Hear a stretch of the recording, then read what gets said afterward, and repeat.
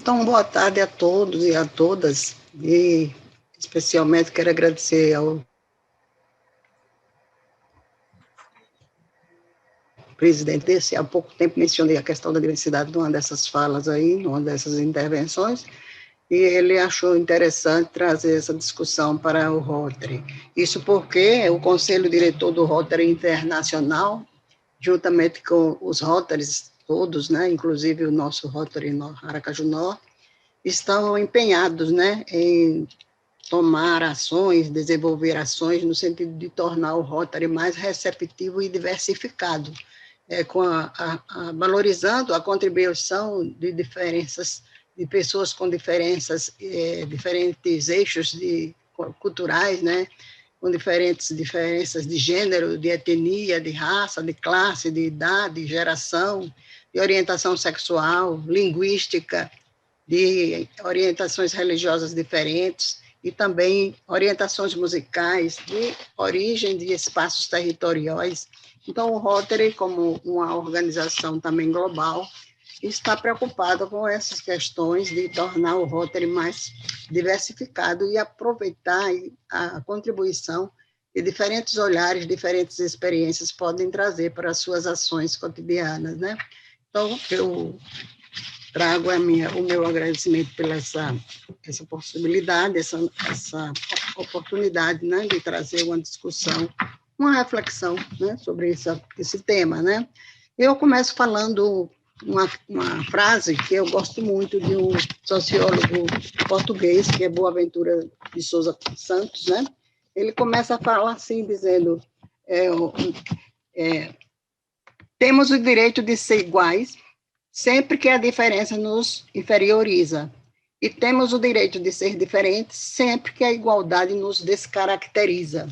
Então, com isso, ele, em várias de suas publicações e livros, conferências, ele vem sempre trabalhando essa questão da diversidade, e a diversidade como ela vem se manifestando especificamente nesse contexto de mundo globalizado que nós estamos vivendo, que a gente tem que pensar que a globalização, como outros sociólogos também enfatizam, como Harvey, Giddens, Habermas, todos eles colocam a questão de que a globalização que nós vivemos não é somente do aspecto dos sistemas econômicos, mas também se refere às mudanças sociais, culturais que nós estamos vivendo e como essas mudanças, introduzidas principalmente pelas inovações tecnológicas, têm impactado no nosso cotidiano, nas nossas formas de pensar, e fazendo com que a gente faça uma reflexão sobre os paradigmas que vêm orientando nossas formas de orientação, nossos projetos de vida, a nossa formação, porque essas questões estão imbricadas, conectadas em todas as áreas do conhecimento, e em todos os campos do saber, em todos os setores de trabalho, e não se refere somente às mudanças de paradigmas produtivos do trabalho e das introduções da inovação tecnológica nos processos de formação para os trabalhadores em geral, mas se refere a essas mudanças de culturas, né, as mudanças de valores que estão sendo introduzidas com a transmissão desses conhecimentos no ritmo acelerado, que é o que é diferente de processos anteriores. Nós sabemos que, como diz Manuel Castells, outro sociólogo que vem trabalhando com essas questões, ontem estava até lendo um artigo sobre as inovações tecnológicas no campo do direito. Aí tem no campo do direito do trabalho, no direito tributário, em várias áreas do direito, né? Então, todas as áreas estão pensando como essa modernização, né, está impactando no seu cotidiano de trabalho, nas suas formas de se relacionar e de interagir com as pessoas. E dentro dessa conjuntura, dentro dessa dinâmica contemporânea que nós estamos vivenciando, é que eu também comungo com as ideias de Boaventura, de Giddens, Habermas e Harvey, porque eles falam que nós estamos vivendo um período de transição.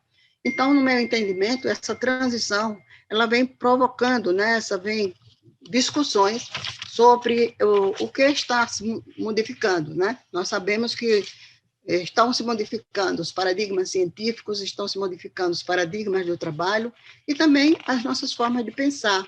Então, é isso aí que entra a questão de que, nesses contextos globalizados, o que está acontecendo? Por que a diversidade vem sendo situada, né, como uma certa centralidade nas nossas reflexões. É porque esses processos globais têm acirrado as diferenças entre os países, entre as regiões, nações, entre grupos sociais, né, a depender da sua localização no espaço temporal, espacial, e também do seu desenvolvimento econômico e cultural. Esses impactos são mais ou menos frequentes, mais ou menos intensos, né? Então, a diversidade vem sendo colocada em discussão porque está conectada com a diferença, né? Quando pensamos na diversidade, sempre temos que pensar na diferença, nessas diferenças que eu já mencionei, de idade, de sexo, de geração, de classe, de raça, né? E essas diferenças têm sido muito acentuadas, né? E muito radicalizadas nessa nova conjuntura que nós estamos vivendo. E, com isso, os organismos internacionais, OIT, ONU, Unesco, essas organizações, estão sempre colocando essa discussão em pauta, né? Então, nessa questão, surgem novas propostas, novas formas de sobre como nós podemos rever nossos papéis, nossas orientações, nossas práticas, nossos programas, nossos métodos, né, de trabalho. E, com isso, as instituições da sociedade e o Estado também vêm pensando como proporcionar, como construir políticas públicas, né, mais democráticas, que possam favorecer a equidade e a democratização e ampliar os direitos das pessoas, particularmente dessas pessoas que estão formando o grupo de excluídos historicamente da sociedade, né? Que sofrem problemas de discriminação por preconceitos, né? E que faz com que essas diferenças possam ser transformadas em desigualdade, né? Então, as instituições, sejam elas organizações, eu chamo organizações, todas as instituições, não se refere só à empresa, as universidades, as escolas, os ministérios, o governo, os estados, estão sempre pensando, agora eles são como metas do milênio, né, pensar como que essas questões da desigualdade, que são promovidas muito pela radicalização das diferenças, como que a gente pode pensar em formas de modificação dessas práticas, né, nesse novo século, nesse novo contexto que nós estamos vivendo. Então, nós temos que adotar uma nova reflexividade, novas formas de pensar, novos modelos de orientação, revendo nosso papel, revendo nossa função, nossos objetivos, né, e conforme as demandas que a sociedade vem trazendo, né, que são postas atualmente para as ações que nós desenvolvemos, né? Então, esses fatores vêm trazendo questionamento, né? Nesse contexto de globalização capitalista, né?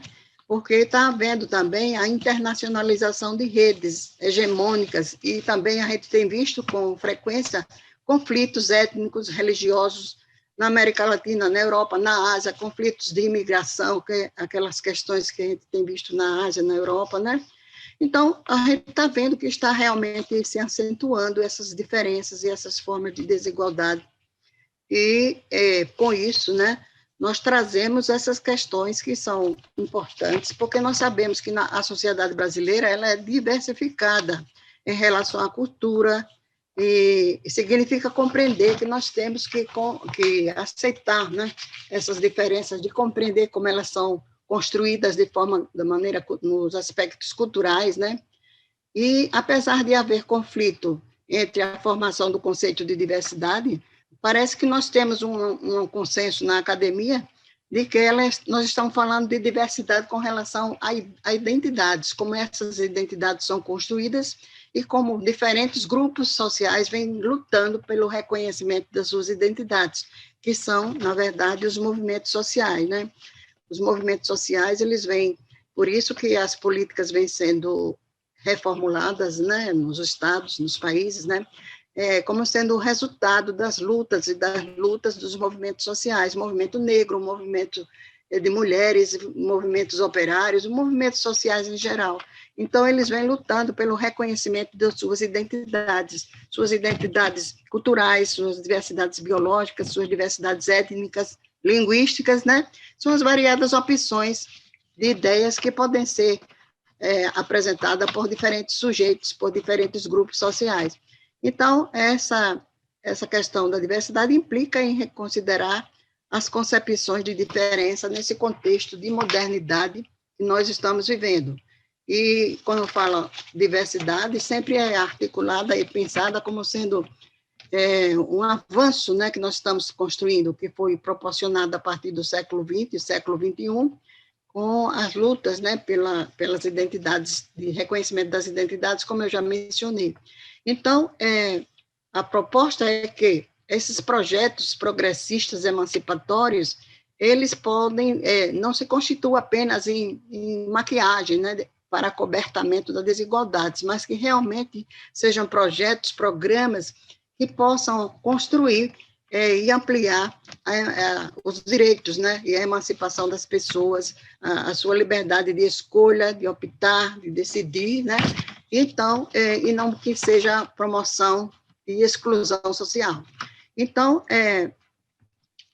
nós temos, por exemplo, um nosso colega lá da USP, que chama Flávio Pierrucci, ele vem estudando a questão da diversidade, considerando muito as diferenças de grupos regionais. Então, ele até fez uma pesquisa sobre como que se expressa o preconceito com relação ao nordestino em São Paulo, né? Então, ele fez uma pesquisa e ele observou que havia um preconceito regional, né? Porque ser do Nordeste significava que as pessoas eram assaltantes, eram pouco instruídas, eram pessoas com pouca saúde, né? Com um visual depreciativo, né?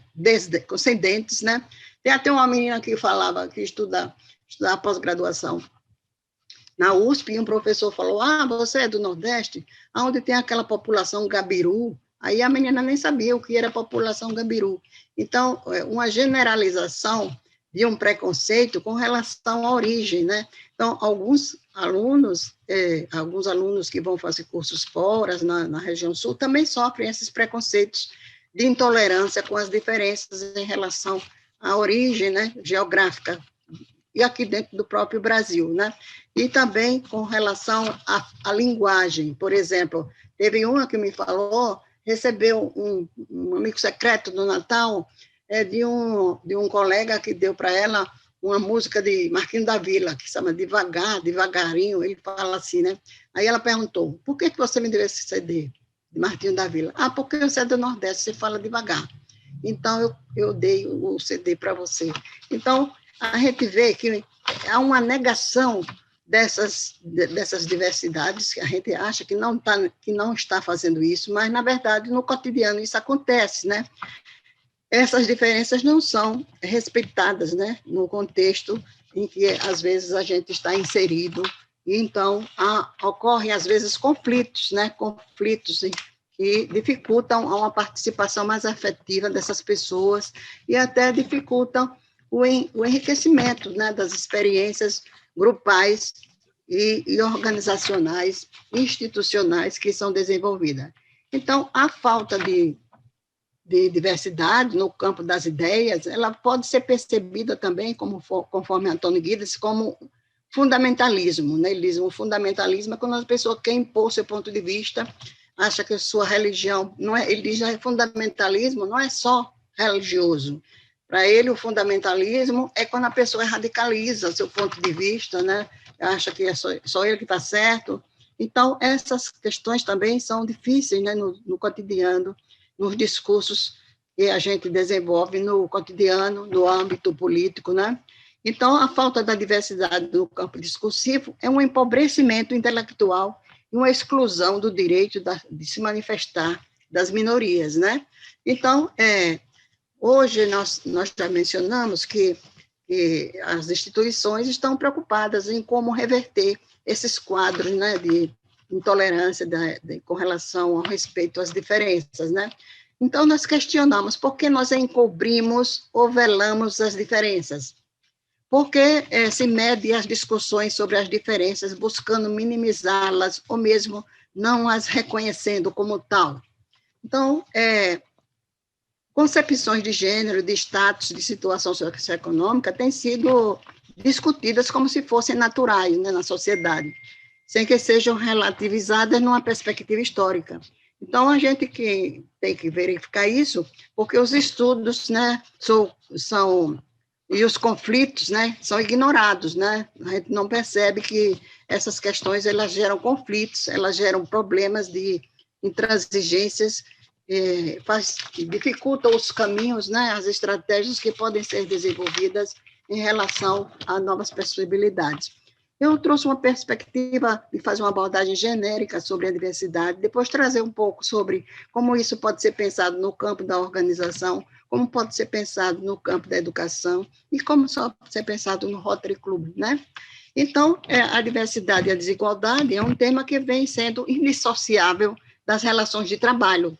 As relações de trabalho estão muito organizadas com essa pauta que estão sendo debatidas nas corporações, né? Porque se entende que a diversidade é um conjunto de diferença e os valores compartilhados podem ser humanos e melhorar a vida, por ser humanos, né, por ser valores compartilhados por seres humanos, podem melhorar a vida social em um contexto, em um sistema social em que a gente está inserido. E não, nossa sociedade tende a compreender a diferença como se fosse inadequada perante os valores considerados tradicionais ou como os valores de um grupo, né, como sendo uma expressão de um preconceito, de discriminação e de intolerância, que também é uma forma de violência e exclusão social.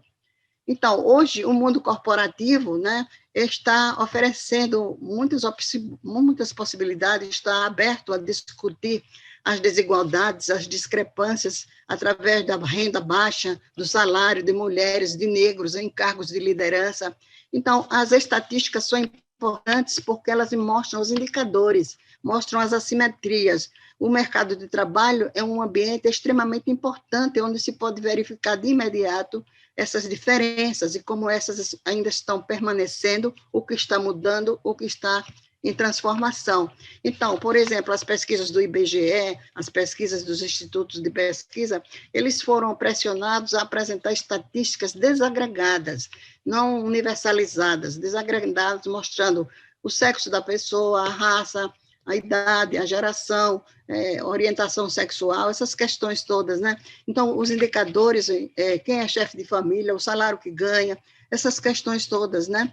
Então, em relação às organizações, os estudos têm mostrado que ainda há uma diversidade, uma diferença, uma resistência à mudança, né? Então, apenas 14% dos cargos de liderança são ocupados por mulheres, 7% por negros, né? Então, ainda há uma dificuldade, né? Então, existem programas que são desenvolvidos, principalmente dos anos 2012 até 2017, né?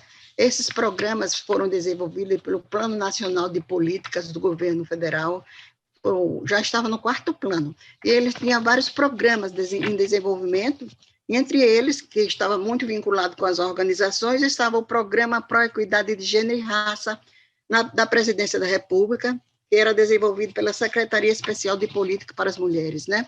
Ele era uma das principais ações do Plano Nacional de Políticas Públicas para que essas questões da diversidade e da diferença fossem repensadas, né? Introduzidas novas ações, para que a gestão de pessoas e a cultura organizacional pudesse alcançar a equidade de gênero no mundo do trabalho.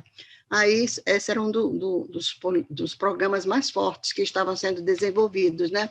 Aí participavam desse programa 96 organizações, por exemplo, a AGU, Correio, Caixa Econômica, Banco do Brasil, Eletrobras, Petrobras, prefeituras, algumas universidades estavam desenvolvendo esse plano, com essa preocupação de rever, promover, né, combater a discriminação no trabalho, né, um compromisso das instituições com a equidade, né, priorizando a gestão de pessoas e a cultura organizacional, difundir práticas, né, de exemplos entre as empresas, né. Então, a organização respeita a diversidade, significa que uma organização respeita a diversidade quando ela acolhe diferentes perfis comportamentais, sociais e culturais, respeitando as diferenças, né, como raça, idade, cor, religião, orientação sexual, entre outras, né? Então, quem trabalha com essas questões são gerências de recursos humanos, né? Ela, através do recrutamento e seleção, com os processos de capacitação e treinamento, com ascensão funcional, com remuneração e salários, né? Salários e remuneração, com programas de saúde, com abonos, né, de auxílio à formação, cursos externos, né? E também em algumas, por exemplo, a AGU incluiu creches na sua estrutura para as mulheres trabalharem, as que trabalhavam na AGU, né? Então, as organizações faziam um plano de o que fazer para rever as suas práticas, né? Como dar maior equidade à forma de inclusão dessas ações. Então, a cultura das organizações está hoje pensando, porque essas questões, o incentivo da diversidade, além de promover um ambiente colaborativo, sadio, e a troca de experiências, aumenta a motivação e a produtividade da equipe, o envolvimento de lideranças nessa iniciativa para conseguir o engajamento do grupo, né? Então, pensando sobre essa ótica, a diversidade passa a ser não somente inclusiva, mas também estratégica, do ponto de vista de negócios, para as organizações que estão trabalhando com essa perspectiva. Os seus colaboradores passam a ficar mais engajados, reduz o turnover, a inovação reflete em resultados financeiros, né? Porque essas inovações metodológicas, de políticas de gestão, novos princípios de orientação, também são chamados tecnologias sociais, né? Tem até um professor da PUC de São Paulo que ele publicou 2 livros grandes, né? Álvaro Dias, eu acho que é. Ele discute esse conceito de inovações tecnológicas e não ser pensado só com computadores, equipamentos, instrumentos, mas como metodologias, formas novas também de organização do trabalho. A exemplo daquela qualidade total, aqueles princípios de orientação do modelo da especialização flexível que veio do Japão, né? Então, a diversidade está muito vinculada com a ampliação dos direitos humanos. Alguns autores falam que o que não está sendo globalizado até hoje são os direitos, né? Os direitos ainda permanecem sem ser globalizados. Cada vez parece que diminui, né? Então, essas práticas com relação à ampliação dos direitos precisam ser ampliadas, né? É preciso considerar, conforme Norberto Bobbio, que os direitos são históricos, em cada momento histórico em que a sociedade se encontra, né?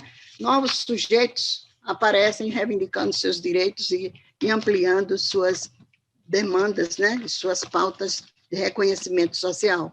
Então, o Estado tem que estar atento a essas questões, assim como as instituições. Então, esses processos de reabertura, desde o processo de reabertura política, o Brasil passou, a partir dos anos de 1980 até os dias atuais, por diferentes alternativas e proposições econômicas, políticas e técnicas que têm sido desencadeadas na tentativa de apontar caminhos para reduzir essas dimensões da desigualdade e ampliar a equidade, né? Então, essas questões que o Estado vem ampliando, vem pensando, né, se reflete nas políticas que vêm sendo desenvolvidas com relação ao acesso à educação, à moradia, ao trabalho, à saúde, né? Então, o que vocês estão me vendo? Estamos sim, ouvindo e vendo. Ok, porque saiu da tela aqui. Agora voltou, né? Então, no campo, por exemplo, a constituição das diferenças, ela ficou complexa, né? O Estado tem que estar com essa perspectiva, assumir uma postura, e isso se manifesta através dessas políticas que nós falamos, com relação à educação, com relação à saúde, com relação ao trabalho, né? Então, com relação à educação, que nós temos familiaridade, né? Tem havido muitas discussões a respeito da equidade na educação, estão presentes, né, nas políticas e também nos documentos oficiais, que são nas leis, né, nos documentos que são publicados, né, e torna essa ideia, né, de incorporação, por exemplo, na educação, pela lei, por lei, não vou citar as leis, né? Mas tem havido uma proposta de incorporação, já houve, né? De incorporação da cultura afro-brasileira e africana nas escolas, da questão indígena, dos currículos, né? E o Ministério da Educação, em 2004, criou uma secretaria específica, a Secretaria de Educação Continuada, Alfabetização e Diversidade, com o intuito de articular, entre outras questões, o tema diversidade nas políticas educacionais. Então, isso está vinculado não só à ideia de criar um sistema educacional inclusivo, não somente em escolas, mas também no ensino superior.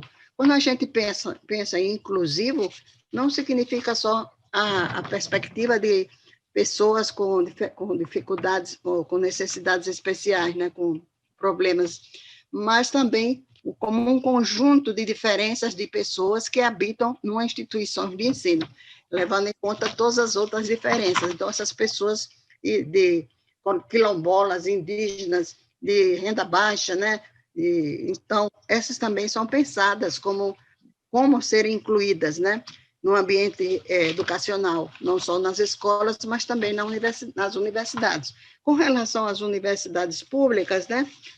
Elas tiveram várias políticas, eu vou só mencionar rapidinho, né, porque não posso também me estender tanto, mas eu sei que nas universidades públicas nós temos como objetivo de suas políticas tornar essas gerações inseridas dentro do ensino superior para que elas possam ter as mesmas oportunidades no mercado de trabalho. E nós não podemos pensar só no mercado de trabalho, educar para o mercado de trabalho.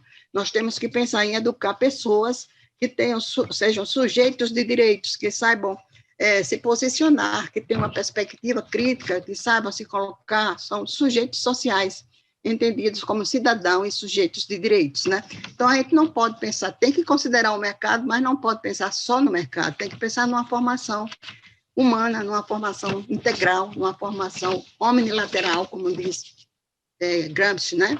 Então, nas universidades tem havido políticas de favorecer a inclusão, como o REUNE, Programa de Apoio aos Planos de Reestruturação e Expansão das Universidades, e desenvolve ações que prevêem, além do aumento de vagas, medidas como ampliação da abertura de cursos noturnos, aumento do número de alunos por professor, redução de custos por aluno, flexibilização do currículos e combate à evasão. Todas as universidades federais, elas aderiram ao programa e se apresentaram ao Ministério planos de reestruturação de acordo com a orientação do REUNE. Então, essa é uma das políticas fortes que vem sendo no ensino superior, favorecendo a inclusão e a diversidade. Também tem o programa Universidade para Todos, o ProUni, que se insere nas políticas de ações afirmativas. O objetivo é favorecer alunos oriundos de classes socioeconômicas mais baixas, menos favorecidas, e atender a demanda e reduzir vagas ociosas no ensino privado, né? Então, muitos desses alunos vão para o ensino privado. ENAD é o Exame Nacional de Desempenho de Estudantes. Ele é o pilar da avaliação da educação superior, né? Também tem o FIES, é o Fundo de Financiamento do Estudante no Ensino Superior. É um programa do Ministério da Educação que foi instituído por medida provisória e sucedeu o programa Crédito Educativo. Então, ele favorece pessoas de renda baixa, ele financia, né, para o acesso ao ensino superior. Também temos a política de ação afirmativa, o sistema de instituições federais que tem autonomia para decidir se vai ou não adotar essa política de ação afirmativa. As cotas, elas podem ser raciais, para negros, pardos e índios, ou sociais para pessoas oriundas de escolas públicas, deficientes físicos. Então, ou uma combinação dos dois modelos. Então, é uma outra política importante. Também temos a UAB, Programa da Universidade Aberta do Brasil, que é um sistema integrado por universidades públicas, que oferece cursos de superior para camadas da população que tem dificuldade de participar, de se deslocar, de estar presente, né, nas universidades que oferecem os cursos. Aqui na UFES mesmo, nós tivemos vários cursos à distância, capacitando professores, docentes, que estão inseridos em várias redes de ensino do interior do Estado. Também tem o NATISE, no contexto da UFES, é a Universidade de Terceira Idade, que aqui na UFES, quem coordena esse núcleo de pesquisas de ações de terceira idade é a nossa colega Noêmia, né? Então, favorece a inclusão de pessoas da terceira idade no ensino superior. Alguns deles até fazem vestibular e realizam o sonho de se formar naquele curso que tinha um projeto pensado a vida inteira.